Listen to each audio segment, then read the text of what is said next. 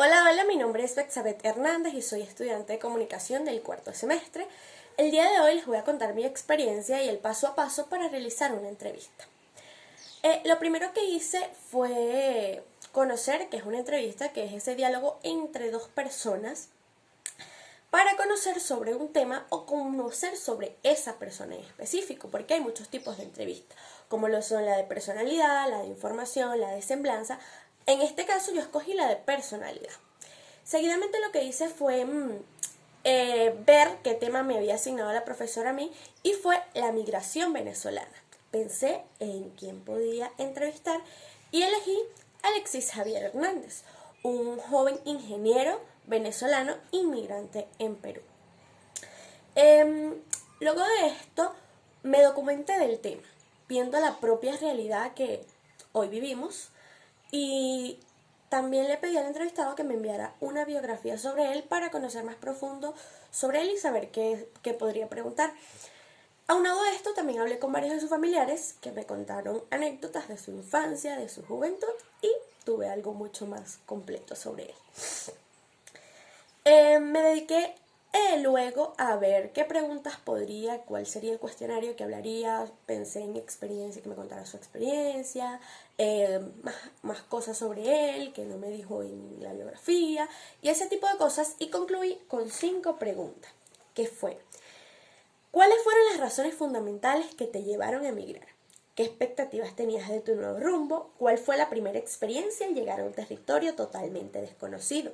En la vida de Alexis Javier Hernández, la migración marcó un antes y un después. ¿Qué le aconsejarías a las personas que actualmente piensan emigrar? Esas fueron las 5 preguntas que yo concluí al final de pensar tanto. Pero también surgió una sexta pregunta debido a cuando le pregunté qué expectativas tenías de tu nuevo rumbo, él me contó algo muy soñador, pues tenía muchos metas, muchos sueños, y esto me llevó a que le preguntara: ¿consideras que hoy, 2 años después de no estar en Venezuela, has logrado tus metas? Y así fue como me respondió, pues. Seguidamente, a partir de allí pauté la fecha, la hora en la que tendríamos esta conversación, esta entrevista, y bueno, así fue como mediante audios de WhatsApp empezamos esta entrevista, preguntándole, él respondiéndome. Cuando culminamos esta entrevista, yo me puse a escuchar detalladamente cada palabra que él me decía, cada todo, sintiendo su emotividad, su nostalgia al contarme esta experiencia bastante inspirador para mí luego, porque para yo redactar me dio muchos ánimos escuchar cómo él hablaba. Bueno, redacté principalmente todo, cada palabra que él me decía en esos audios. Luego de esto seleccioné para empezar a escribir preguntas y respuestas ya en mi redacción final.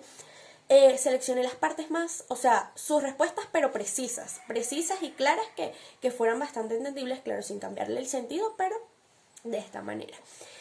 También empecé, bueno, cuando empecé a redactar, escribí la introducción con datos biográficos del entrevistado y preguntas y respuestas. Así fue como yo básicamente seguí.